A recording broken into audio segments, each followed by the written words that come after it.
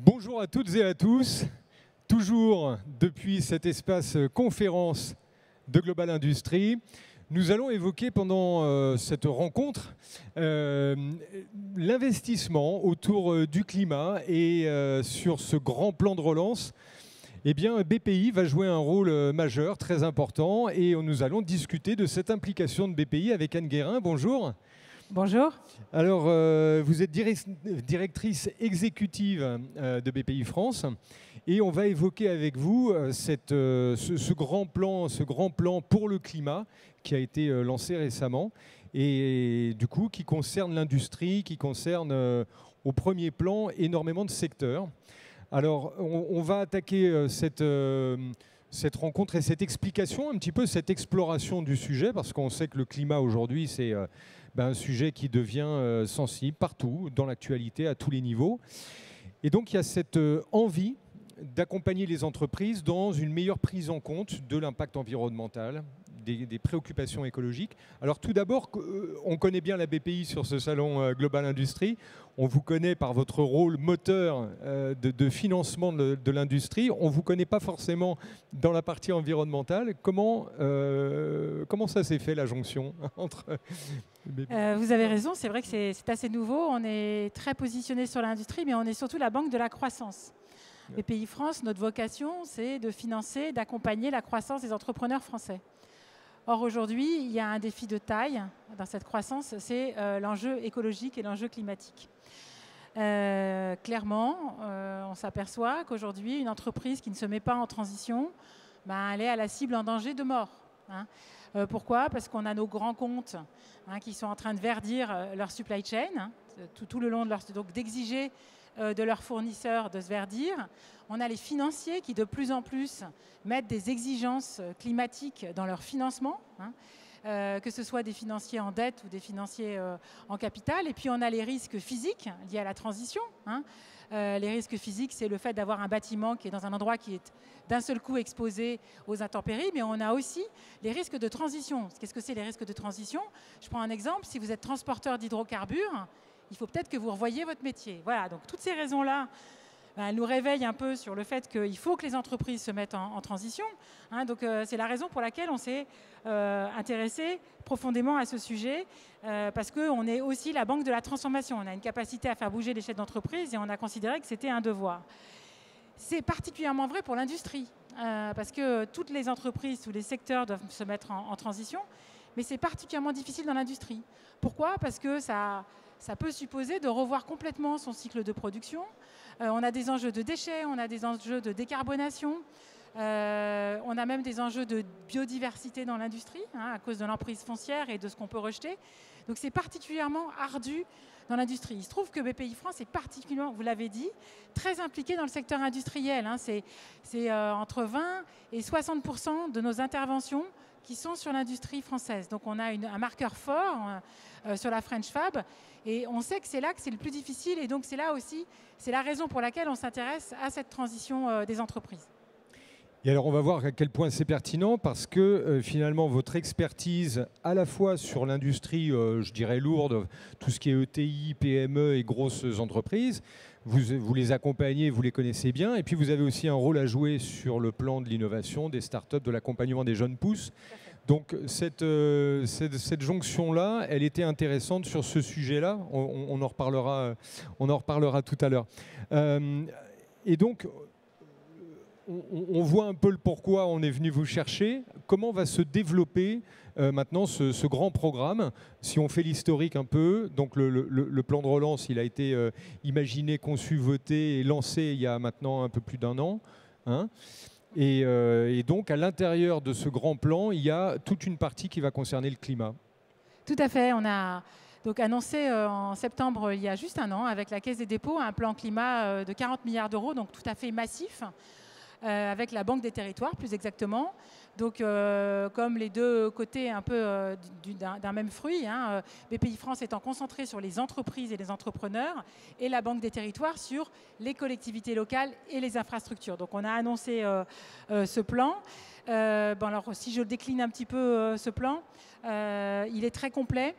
il va s'appuyer sur deux grands enjeux. Vous savez, quand on adresse la transition écologique, on doit adresser d'un côté les solutions, comment je fais émerger des nouvelles solutions, hein, et de l'autre côté, comment je mets en transition les entreprises. Donc sur ce premier volet, comment je fais émerger des solutions. Effectivement, vous l'avez dit, on est la banque de l'innovation, hein, on est un des très gros financeurs de l'innovation, des startups, mais aussi de l'innovation dans l'industrie. Hein. Et donc on s'appuie sur ce pied-là pour faire émerger des green tech, hein, des entreprises qui développent des technologies au service du climat. Donc ça, c'est un pied très important. Et au travers de l'innovation, on a développé aussi le plan Deep Tech qui va chercher l'innovation dans les laboratoires, voire la science. Et on veut mettre ça, bien sûr, au service des enjeux du climat pour essayer de craquer quelques verrous, si je puis m'exprimer de façon prosaïque, hein, c'est très simple. On a des verrous de stockage d'énergie, on a un nombre très important de verrous et tout. Chaque fois qu'on avance, on découvre de nouveaux verrous technologiques. C'est l'enjeu qu'on a au travers du plan Green Tech de BPI France. Hein. Donc un pied très fort sur l'accompagnement des solutions. Alors il y a les Green Tech, mais il y a aussi les entreprises qui sont dans le génie climatique, qui sont dans le travail sur les effluents, qui sont les entreprises qui sont au service de la transition et on veut leur donner, elles aussi, de la visibilité et les aider à grandir. C'est le sens, par exemple, de ce qu'on a fait au travers d'un accélérateur de transition écologique. Donc, vraiment pousser ce côté de pied de solution. Et puis, il y a le deuxième grand pied très fort qui est quels outils déployer pour mettre en transition les entreprises. Alors voilà, mettre en transition les entreprises, quand on a dit ça, on a dit tout et son contraire. Ça veut dire quoi? D'abord, quand on commence, quand on n'a rien fait, hein, le chef d'entreprise, statistiquement, il ne sait pas très bien par où commencer. C'est normal, moi c'est pareil, hein, chez BPI France. Donc la première chose, c'est de faire un diag. Donc on a notre climatomètre qui est un diag en ligne, hein, qui est un autodiagnostic, qui est le premier pas. On regarde, est-ce que j'ai beaucoup d'impact, pas beaucoup d'impact? Est-ce que j'ai beaucoup de travail? Pas beaucoup de travail. Et puis ensuite, il y a le premier pas vraiment un peu poussé, c'est le diagnostic écoflux qu'on a bâti avec l'ADEME. Hein. Diagnostic écoflux, donc ça va être tout ce qui va transiter par l'entreprise. Voilà, les matières premières et l'énergie. Et en fait, ce diagnostic, il est assez rapide, il est fait par des bureaux d'études, bien évidemment, hein, des spécialistes, et l'objectif, c'est de dégager très vite des premières mesures qui vont avoir un bon ROI. Parce que quand on commence, en fait, paradoxalement, quand on commence, on fait vite des économies. Donc ça vaut le coup de commencer. Hein, donc voilà, on a déployé ce diag écoflux pour encourager, je dirais que c'est l'apéritif. Hein, on se lance avec le diagnostic écoflux. Et puis là, on va sortir à la rentrée, enfin on sort maintenant, le diag décarbonation. Alors là, c'est 15 jours de mission, hein, par un consultant, la moitié payée par l'entreprise, la moitié payée par BPI France et l'ADEME. Et donc ce diag là, ça va plus loin, hein, c'est comment je fais mon bilan carbone, comment j'essaye de faire un plan de décarbonation avec une trajectoire, et puis je fais aussi un plan de communication. Pourquoi? Parce qu'aujourd'hui, un des problèmes, c'est que les clients ne payent pas les investissements qu'on fait dans le vert. C'est-à-dire que les acheteurs, aujourd'hui, si vous êtes dans l'industrie, vous savez comme moi, que vous dites à un acheteur, je suis vert, il dit, super, ok, mais c'est quand même moins 8%. Quoi, hein, donc on sait que c'est très dur. Donc voilà, donc il faut pouvoir mettre en valeur toutes les actions qu'on fait, se mettre en valeur. Parce qu'il faut savoir que ce qui aujourd'hui est un nice to have, demain sera un must have. C'est-à-dire que demain, les entreprises pas vertes n'auront plus de clients. Hein. Donc, très important. Donc, on a développé toute une chaîne de diagnostic, plan d'action, hein, qui va aller jusqu'à l'accélérateur décarbonation, où là, l'entreprise se met en trajectoire forte et on l'aide à le faire. Donc ça, c'est la partie accompagnement, qui est très importante s'agissant des enjeux climatiques, parce qu'encore une fois, c'est pas simple. Il y a beaucoup d'actions à faire. On ne sait pas forcément dans quel ordre le prendre. Donc l'idée d'avoir un service d'accompagnement, hein, quelqu'un qui vous aide à bâtir un plan d'action, c'est très important. Une feuille de route un peu qui va commencer par des étapes, comme vous l'avez souligné, très factuelles et très simples au départ, un audit avec différentes catégories. Voilà. Et puis petit à petit, on progresse dans la réflexion et c'est là qu'on va être efficace et pouvoir cibler vraiment des points d'amélioration. C'est un peu ça le principe. Exactement. Même assez vite, on peut cibler des points d'amélioration, mais on va être de plus en plus ambitieux au fur et à mesure qu'on avance dans cette trajectoire. Ouais. Donc on a ces outils d'accompagnement, hein, qui sont un marqueur fort de la BPI. Hein, on est très impliqué dans l'accompagnement des entreprises au travers de conseils, de formations. Hein. On a aussi BPI France Université qui offre en ligne des formations gratuites sur les enjeux climatiques, hein, sachez-le, comme sur l'industrie d'ailleurs. Donc on surfe sur cette capacité qu'on a à mobiliser des moyens en conseil, en formation et au travers d'accélérateurs pour les mettre au service du climat. Donc ça, c'est un pied très important. Ensuite, dans la transition des entreprises, il y a des outils financiers parce que voilà, faut pouvoir financer des investissements qui peuvent être significatifs. Et puis on se rappelle qu'on sort d'une période où globalement les entreprises, vous êtes potentiellement tous un peu plus endettés. Donc on a bâti des prêts qui sont adaptés à ça, des prêts sur 10 ans, sans garantie, avec 2 ans de différé d'amortissement.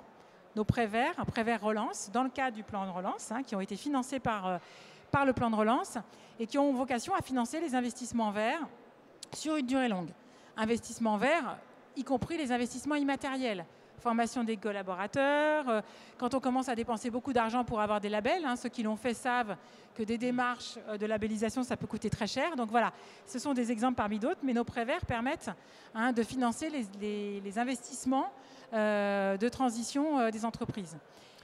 Et puis on a aussi le coq vert, j'en ai pas encore parlé. Donc on avait le coq bleu de la French Fab, donc ça c'est la fierté de l'industrie française qui doit rayonner, faire envie. Le coq vert, c'est les patrons militants. Alors on appelle militants parce que de toute façon sur le climat on est vite militant en fait. On s'y met et puis ensuite on accélère. Donc qu'est-ce que c'est que cette communauté? C'est des chefs d'entreprise qui sont déjà en transition mais qui ont envie d'aller plus loin et qui sont emmenés par des éclaireurs qui eux sont des chefs d'entreprise qui ont déjà beaucoup avancé sur la transition et qui sont d'accord pour aider, pour inspirer, pour témoigner et emmener les autres chefs d'entreprise sur ce chemin qui, encore une fois, est un chemin long et difficile. Donc on a 500 membres dans cette communauté aujourd'hui. 500 membres, d'accord. 500 membres. Et 60 éclaireurs qui montrent le chemin. Donc le coq vert, c'est ça. Et pour entrer dans cette communauté, ce n'est pas tout le monde. Il faut pouvoir prouver qu'effectivement, on est bien une entreprise qui s'est mise en transition. Et c'est un lieu d'échange, un lieu de formation, un lieu de rencontre de grands témoins et puis d'événements, puisqu'on va organiser pendant la COP26 des événements dans toutes nos directions régionales autour du climat avec cette communauté du coq vert. Et en fait, l'échange et le retour d'expérience, l'échange sur les bonnes pratiques va être primordial parce qu'on est en train d'explorer en fait. On démarre un peu cette réflexion. Il y a la RSE qui date depuis maintenant quelques années, mais de plus en plus de boîtes maintenant mettent cette dimension au cœur de leur stratégie un peu industrielle ou même d'entreprise. Donc on a la RSE, on a l'implication sur le climat. Donc toute cette... on est en train de créer en fait une nouvelle façon de penser le business quelque part. Comme vous le soulignez tout à l'heure, ceux qui ne seront pas verts dans 10 ans, mais ils auront peut-être moins de clients, ce sera plus compliqué pour eux. Donc il y a toute cette chose qui est en route et l'échange d'expérience, le retour d'expérience sera primordial là-dedans. Oui, je suis tout à fait d'accord parce que moi je peux dire ce que je veux. Le témoignage d'un chef d'entreprise qui a fait les choses vous parlera beaucoup plus. C'est logique. D'ailleurs, on a déjà dans la communauté des gens qui disent comment tu as traité ta chaleur fatale, comment. Voilà, c'est des exemples très concrets. Le climat, c'est concret.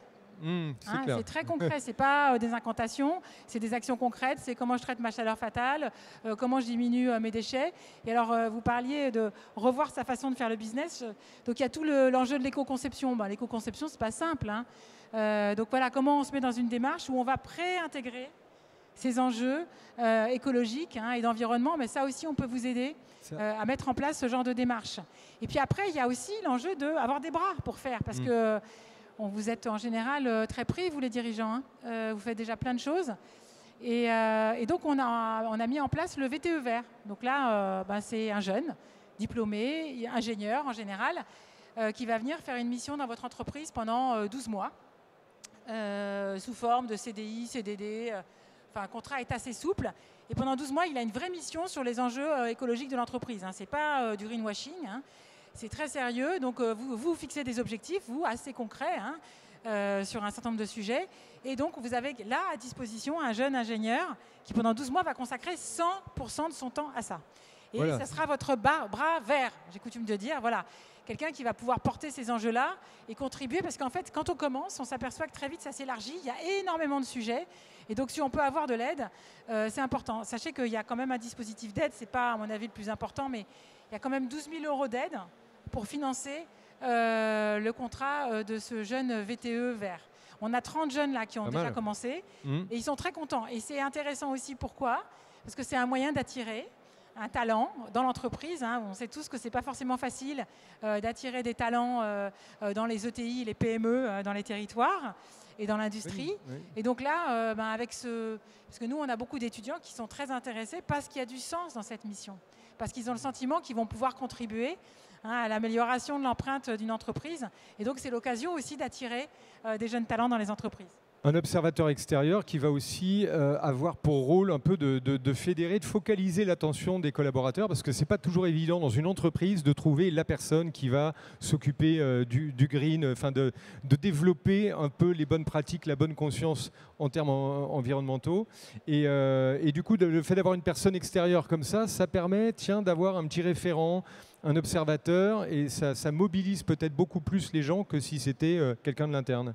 Alors c'est vrai, mais il n'y a qu'un patron. Je vois bien Il peut y avoir qu'un sponsor sur le climat, c'est le patron. Oui, bien sûr, bien sûr. Je le sais, chez BPI France, c'est le COMEX ou rien. Ça ne marche pas sinon.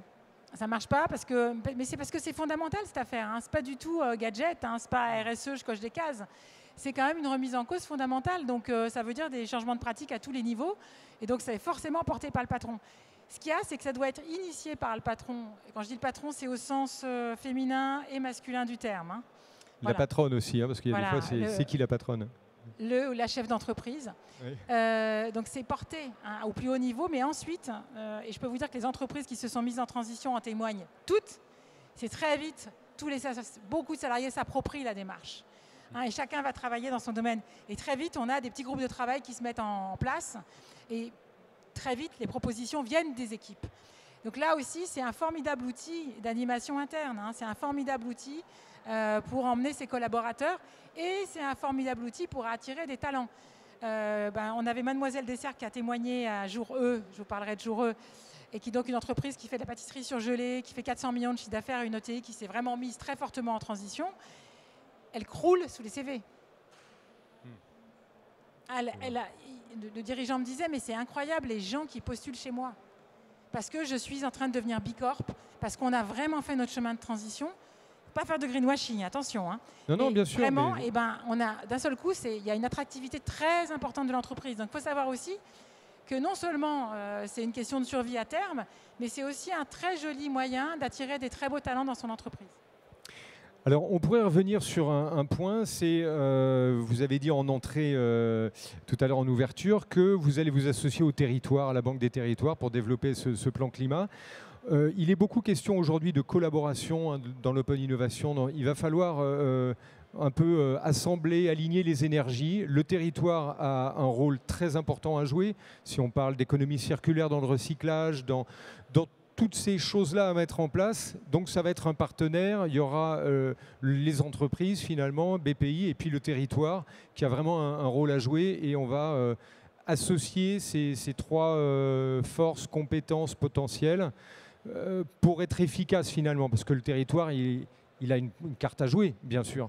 On ne peut pas investir sans le territoire et penser du transport, des nouvelles liaisons, etc. Vous avez mille fois raison, c'est très local. Les enjeux, des enjeux d'écologie au niveau de l'entreprise sont très locaux. Alors, modestement, on va contribuer, mais il ne faut pas oublier qu'il y a l'ADEME qui est très présente dans les territoires, au travers de ses directions régionales. Donc l'ADEME, l'ADREAL, qui veille quand même à ce qu'on travaille correctement. Donc l'administration est présente sur ces enjeux-là. Effectivement, on va travailler avec la Banque des Territoires. C'est assez simple. Typiquement, si on parle d'hydrogène, la Banque des Territoires va travailler sur les infrastructures de recharge, va travailler avec les collectivités locales, par exemple en Occitanie, c'est le cas, à implémenter des stations à hydrogène. Et puis nous, on va financer des startups qui sont capables de fabriquer de l'hydrogène, comme McPhy par exemple, mais il y en a plein d'autres. McPhy n'est pas la seule, bien sûr. Et puis on va pousser aussi éventuellement les modèles à hydrogène demain chez nos clients. On n'a pas encore aujourd'hui sur le transport de voyageurs d'hydrogène. Ça viendra un jour, on a le train, mais on ne finance pas encore de train chez BPI. Mais on poussera aussi nos entreprises à aller vers ces actifs-là. Donc voilà, c'est une action qui est très, très complémentaire, mais vous avez raison de souligner que tout ça se passera au niveau des territoires. D'ailleurs, il y a des communautés de chefs d'entreprise autour du climat dans les territoires, partout, dans les régions, dans les villes, dans les communautés urbaines. Et tous ces groupes d'entrepreneurs peuvent adhérer au Coq Vert parce que l'idée, c'est qu'on puisse être centre de ressources pour eux. Parce qu'on pense effectivement que beaucoup de choses se jouent à cet endroit-là et pas forcément au niveau national. Et il y aurait même peut-être intérêt à fédérer. Là, j'avais la Mécanique Vallée hier, qui est en Occitanie et en Nouvelle-Aquitaine également, d'avoir, quand on a des clusters comme ça, ou des grandes vallées, je pense à la Cosmétique Vallée sur la Loire, tous ces grands ensembles d'entreprises, finalement, de se dire, tiens, si on se met sur ce rayon-là, sur ce territoire-là, et qu'on dit, tiens, bah, tous ces chefs d'entreprise, on va les mobiliser ensemble, il peut y avoir un effet d'émulation en commun, un effet collectif, plutôt que d'aller chercher les entreprises une par une. Quand on est dans des clusters comme ça, il peut y avoir un travail de fond, et puis les emmener, les embarquer tous ensemble. Il y a moyen de travailler pas mal là-dessus, quoi. Enfin, oui, bien sûr, c'est le sens de la communauté du Coq Vert, hein, comme c'est le sens de notre communauté d'excellence. Donc il y a des directions régionales partout en France de BPI France. Hein, donc les directeurs régionaux le savent, hein, c'est des grands animateurs d'écosystèmes. Hein. C'est le cas sur l'international, c'est le cas sur l'innovation et ça doit le devenir de plus en plus. C'est le cas sur l'industrie avec la French Fab, hein, et ça doit le devenir de plus en plus sur les enjeux climatiques. Hein. Donc oui, et d'ailleurs, c'est le sens des événements qu'on veut organiser en région. Et c'est aussi le sens de Jour E. Hein. On organise une journée dédiée à la transition des entreprises. On l'a fait l'année dernière en avril au Parc Floral. Et cette année, on va reproduire l'exercice en avril, sans doute au Jardin des Plantes. Et un moment qui est entièrement dédié aux chefs d'entreprise qui veulent se mettre en transition avec des ateliers, avec des témoignages. Voilà, pour montrer que c'est possible. Il faut juste commencer et avancer. Hein. Et c'est décisif, mais ce n'est pas que angoissant, c'est possible d'avancer. Parce que ma conviction à moi, hein, et c'est pour ça qu'on a ce plan chez BPI France, c'est qu'on peut avoir une croissance économique, hein, qui est respectueuse de l'environnement. Et que c'est ça notre défi à tous. Hein, parce qu'on a besoin de cette croissance, mais il faut qu'elle soit respectueuse de l'environnement. Et ça, je pense que c'est possible. Et c'est le sens du plan climat de BPI France. Sur quel levier, on va parler un petit peu des résultats ou des bonnes pratiques ou des retours terrain que vous avez eus depuis le début, puisque maintenant vous avez donc parlé, il y a 500 entreprises à peu près qui sont, et puis il y a 60 pionniers, c'est ça? Voilà, ça c'est la communauté. Ça c'est la communauté, mais après bien sûr. Voilà, alors sur les diagnostics, on en est à peu près à 700 diagnostics Ecoflux, 600 autodiagnostics, donc voilà, 1000, 1200, 1500. En quelques mois, on a touché près de 2000 entreprises donc, qui ont soit fait un diagnostic, soit pris un Prévert, donc qui adhèrent en plus à la communauté. Ça vous montre que tout le monde se met en marche. Et notre objectif, c'est plus de 4 à 5 000 entreprises accompagnées par an. Hein. C'est un objectif extrêmement ambitieux, mais parce que c'est nécessaire, hein, vraiment nécessaire. C'est plus une option. Hein, donc, et notre point de vue à nous, BPI France, c'est qu'on ne veut pas dire on ne vous finance plus parce que vous n'êtes pas vert. On veut vous emmener, hein, vous prendre par la main et vous aider à le devenir. Hein, parce que c'est ça la vision inclusive qu'on a chez BPI France. Et du coup, sur quel, d'après les premiers retours que vous avez eus, sur quel levier on peut jouer? Alors, il y a les bâtiments. On sait que maintenant, le bâtiment, c'est une source d'intérêt majeur au niveau énergétique, avec le BIM, avec toutes ces choses-là. Il y a, j'imagine, les transports. Il y a toute cette réflexion à avoir par rapport aux collaborateurs qui sont en télétravail aussi. On peut dire que c'est un des bons aspects de la crise qu'on a vécu, c'est que le télétravail a diminué le transport de façon assez significative. Si on reste dans le télétravail, il y a toujours ça qui va être intéressant.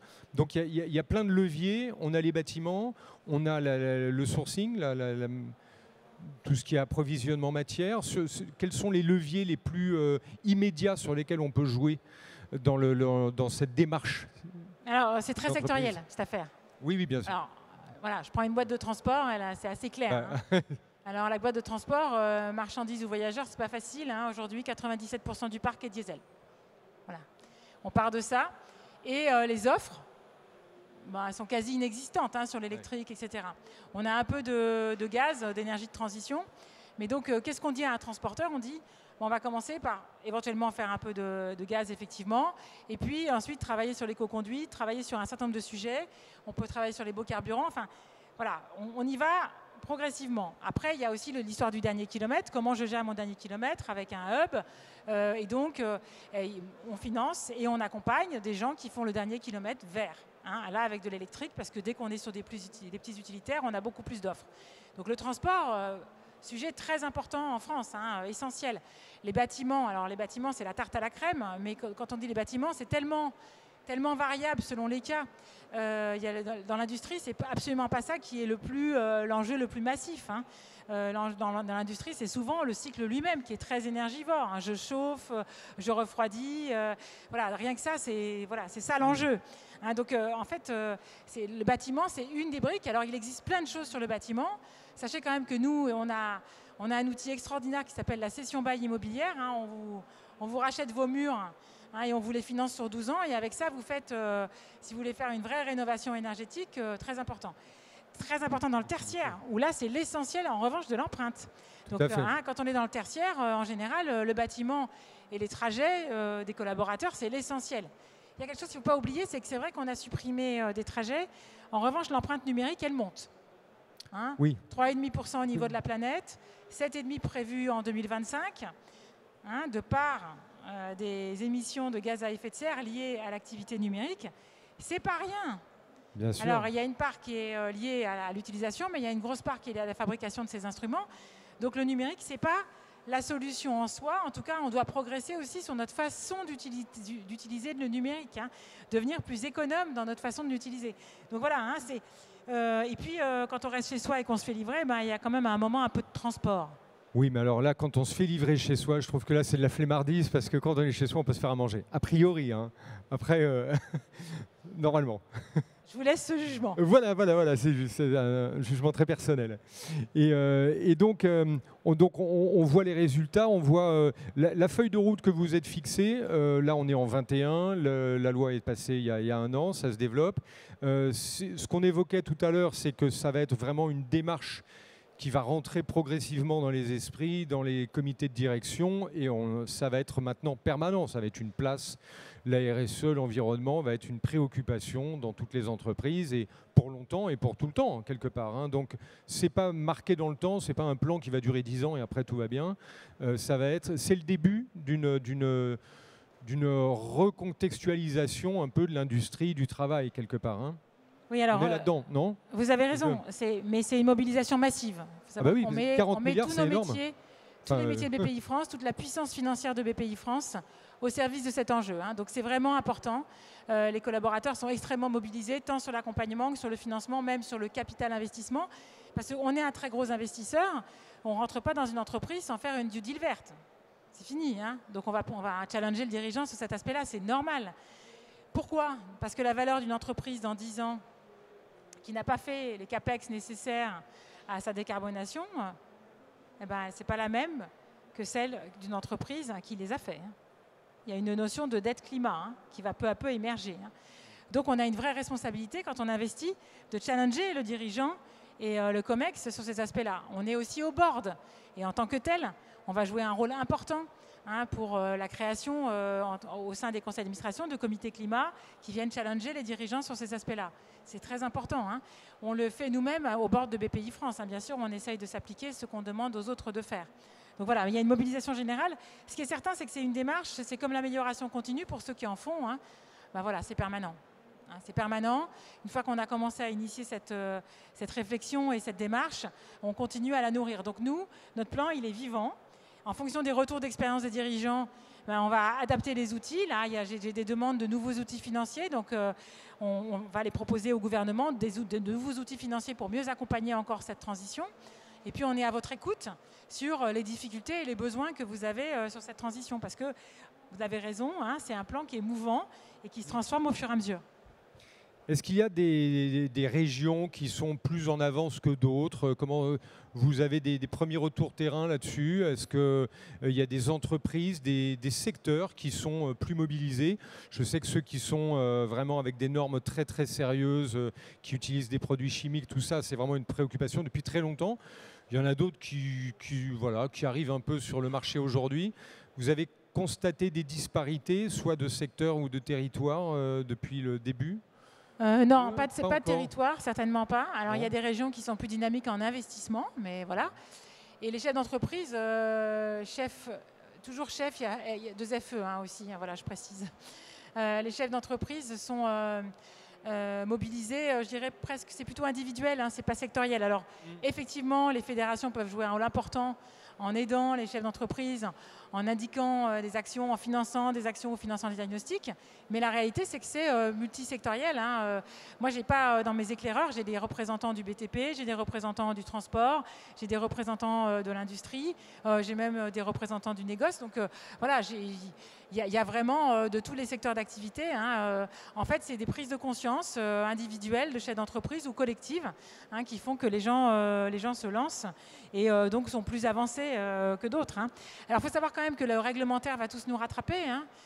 Maintenant, vous savez que normalement, si vous avez plus de 500 salariés, vous êtes tenu de mesurer et de faire le bilan de vos émissions de gaz à effet de serre. Hein.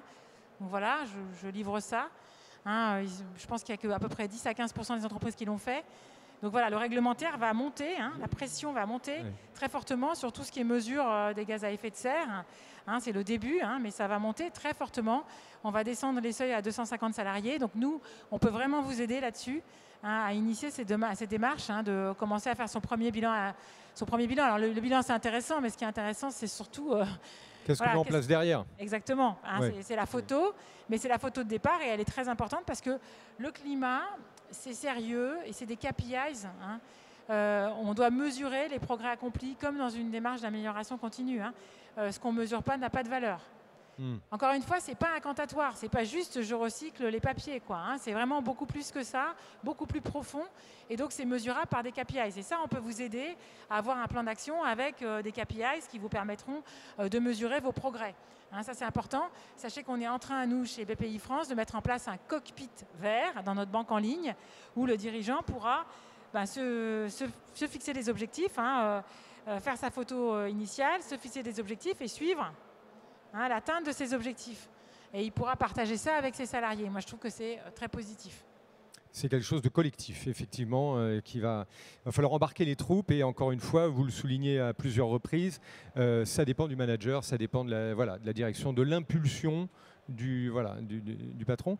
On a beaucoup parlé de l'accompagnement, les audits. Le côté solution, alors les startups, comment on va faire émerger cette... on a eu la French Tech d'ailleurs avant la French Fab, il y a eu cet accompagnement quand même des forces vives, des startups, des nouvelles entreprises et des nouvelles technos. Ça fait longtemps que la BPI s'implique sur le segment. Donc on a cette émergence aujourd'hui de plein de jeunes qui s'occupent du climat, qui cherchent des solutions là-dessus. Comment ça se passe, l'exploration de cette thématique, l'accompagnement des startups avec cette vision de solutions pragmatiques applicables dans ce domaine précis de l'environnement? Alors, en fait, nous, notre vision de l'accompagnement des startups, elle est dans les régions. Hein. Donc, en fait, c'est nos contacts avec les dirigeants d'entreprise. Donc, voilà, on essaye de repérer en fonction des secteurs d'activité. Il y a des grandes verticales. Hein. Il y a le stockage de l'énergie, il y a tout ce qui est lié à l'agroalimentaire. Hein, il y a des grandes verticales sur lesquelles on veut... On a eu, vous évoquez l'énergie. Je rappelle juste que sur cette scène, hier soir, on a récompensé Florence Robin, qui est la responsable de l'Imatec, qui a fait des batteries, qui a eu le prix spécial 2020. Donc voilà, je remets un petit coup de félicitations sur l'Imatec et sur la batterie et sur cette chef d'entreprise remarquable qui a poussé très très loin cette démarche. D'ailleurs, il sera peut-être une connexion à faire pour vos explorateurs. Ça sera intéressant. Mais voilà, donc vous étiez sur les verticales. Voilà, donc on a des verticales et donc on essaye de repérer les entreprises. Soit elles viennent à nous, beaucoup de startups connaissent BPI France et viennent à nous, soit on les repère. Et en fait, on va mettre ce qu'on a de meilleur. C'est-à-dire que là où on met 30 000 dessus, d'habitude, on va en mettre 50 000. Et tous les outils vont être boostés, hein, pour pousser ces startups plus vite que les autres. Et il y a autre chose, c'est que dans la communauté du Coq Vert, on va donner de la visibilité à ces startups. Et dans nos événements aussi, c'est-à-dire qu'elles vont avoir la possibilité de rencontrer des chefs d'entreprise, hein, qui, eux, se mettent en transition et cherchent des solutions. Hein, donc c'est ça l'idée. Hein, parce qu'on est persuadés, nous, que souvent, il y a des solutions qui commencent à exister et qu'il faut absolument qu'on puisse les développer à un premier stade. Et donc la rencontre entre un chef d'entreprise qui est en transition et une start-up, c'est très riche. Donc ça, c'est vraiment un aspect très important qu'on porte sur l'innovation. Ensuite, il y a la partie deep tech, là où on va dans les labos, et là on va s'intéresser effectivement au sujet, de la même façon, au sujet, aux enjeux, mais l'hydrogène par exemple fait encore l'objet d'énormément de recherches. Donc voilà, on va s'intéresser à ces enjeux-là en mode bottom-up, toujours en étant avec les startups, ce qui vient compléter des programmes d'État qui sont plus descendants, notamment sur l'hydrogène. Excellent, parce que ça sera une des clés de la réussite du programme, ça sera ce lien. Et ce que vous évoquez là, c'est que ça va quand même favoriser d'avoir cette thématique climat-environnement en commun. Ça va favoriser la liaison entre des startups qui sont sur ces solutions-là et l'entreprise qui réfléchit sur cette partie-là de son activité, quoi. Donc le lien va être plus facile que quand on est dans des startups un peu génériques et générales, quoi. Voilà, et les chefs d'entreprise nous demandent tous, qui sont en transition, nous demandent de leur faire rencontrer des offreurs de solutions. Oui. Donc on les met dans la communauté du coq vert parce que voilà, c'est ça qui va faire qu'on va trouver des solutions. Hein. Chaque fois qu'on fait une réunion, il y a est-ce que quelqu'un connaît dans ma région, parce que c'est toujours régional cette affaire, hein, quelqu'un qui pourrait s'occuper de mon air conditionné. Enfin voilà, donc il y a vraiment un intérêt à faire se rencontrer. Même entreprises matures qui offrent des solutions et entreprises en transition, et bien sûr nos startups sur l'innovation. On a parlé de l'énergie, j'en ai pas du tout parlé, hein, et on est un des gros financeurs des énergies renouvelables, BPI France. Depuis toujours, hein, on était une des trois Sofergie à l'origine du financement des éoliennes françaises, puis du solaire. Et donc là aussi, c'est une des missions qu'on s'est assignée, c'est de participer activement à la réalisation des objectifs qui sont très ambitieux de la PPE, hein, qui n'ont d'ailleurs jamais été aussi ambitieux, hein, puisque avec ce qu'on a vécu sur le solaire et l'éolien, là, plus ça va, plus c'est ambitieux. Donc c'est intéressant. Et donc on finance bien sûr des parcs éoliens, des parcs solaires, mais on travaille aussi, parce qu'on a cette capacité en tant que banque publique d'entraînement, à travailler sur les biogaz, la méthanisation, sur des projets qui sont toujours un peu plus compliqués à financer. Et puis on travaille aussi sur tout ce qui est PPA, enfin des contrats avec acheteurs privés. Hein, vous, ça peut vous intéresser en tant qu'industriel de produire votre propre énergie verte, hein, et d'avoir un montage un peu intelligent où vous ne portez pas forcément le financement de ce projet, parce que c'est des projets qui sont un peu lourds en investissement. Nous, on peut financer le projet en s'adossant aux revenus futurs que vous allez générer en achetant l'électricité. Donc voilà, ça, voire soit pour en autoconsommation, soit même plus global, hein, pour fournir de l'électricité de façon globale. Donc ça, c'est un aspect très important de notre plan climat. Hein. En année normale, c'est 1,8 milliard de financement, hein, qu'on injecte sur les énergies renouvelables. Voilà, donc on travaille aussi sur les certificats, sur les CPE, pour pouvoir éventuellement financer ces contrats-là aussi, hein, ce qui est intéressant pour vous, hein, parce qu'il y a toujours un investissement initial, et donc on est prêt à regarder ce genre de financement. Alors on le voit, comme il nous reste quelques minutes, est-ce qu'il y aurait une question dans la salle? Bon, on continue comme ça. Donc si on devait refaire une petite synthèse de ce qui s'est dit, comme il reste un peu moins de 3 minutes, vous avez évoqué donc tout ce qui peut être formation, j'ai retenu aussi formation vidéo. On a des petits clips comme ça qui peuvent être une porte d'entrée pour une réflexion d'un dirigeant, à la fois donc sur tout ce qui est environnement, conscience écologique, et puis à la fois sur le numérique, non, ou c'est sur le digital, sur la transformation digitale. Donc ça, c'est une porte d'entrée. Après, on a ces observateurs, ces audits, ces services, tout cet accompagnement au niveau des industries, des entreprises. Vous pouvez les aider justement à poser les choses sur la table et à se dire par quel bout on le prend, parce qu'il y a ce côté-là un peu. Il y a le côté faire le bilan carbone. Alors on en parle quand on prend le train maintenant, on voit la SNCF vous donne le bilan carbone, c'est bien. Mais donc il y a moyen aujourd'hui de se faire un petit bilan énergétique et un bilan global. Comme vous le disiez, ça va être obligatoire sur les boîtes là, de plus de 500 et bientôt 250. Voilà, et puis donc après, chercher à faire coïncider tout ce qui est offreur de solutions avec les problématiques des industries. Il va falloir se rencontrer aussi beaucoup. suivre les événements BPI tout au long de l'année, j'imagine. Ce plan, il va se dérouler sur combien d'années? On s'est dit que c'était pour tout le temps. Mais c'est une première cible à 2024, mais comme vous l'avez dit, oui. Ça s'arrêtera jamais. Voilà, ça s'arrêtera jamais. Ça sera, donc moi, je vous invite à venir challenger mes équipes en région. Hein, voilà, en leur disant, ben voilà, j'ai envie de m'y mettre. Qu'est-ce qu'on peut faire ensemble? Comment on s'y met? Hein, je vous invite voilà, à Lyon, à Grenoble, pour parler de la région Aura, Clermont. Voilà. N'hésitez pas à aller voir les équipes sur le terrain. Hein, elles sont là pour ça et pour avoir ce dialogue avec vous. Hein. Eh bien, le rendez-vous est pris. Il nous reste un petit 30 secondes. Le temps de vous remercier. Vous aviez une question, c'est ça? Allez, on la prend. Hop, direct. Je fonce. Bonjour à tous. J'avais une question sur le VTE vert, savoir exactement comment ça fonctionnait, parce que ça reste assez flou pour moi. Si ok, donc alors, comment ça fonctionne? C'est donc un jeune, une mission 12 mois dans l'entreprise, payée par l'entreprise, une aide de 12 000 €. Et il y a un portail pour aller déposer son offre ou sa candidature, vte-france.fr. Et quand on est entrepreneur et qu'on veut, il y a un tag pour mettre que la mission est bien une mission verte. Excellent, voilà, le petit pouce qui va bien. Merci beaucoup, merci mille fois Anne Garin d'être venue nous expliquer, nous raconter tout ça et nous éclaircir sur la mission BPI et sur ce beau programme qui est lancé, qui est en route maintenant. Donc rendez-vous dans les agences régionales de BPI et puis on se retrouve bien sûr sur le salon Global Industrie. Merci beaucoup Anne Garin. Merci à vous, au revoir. Au revoir.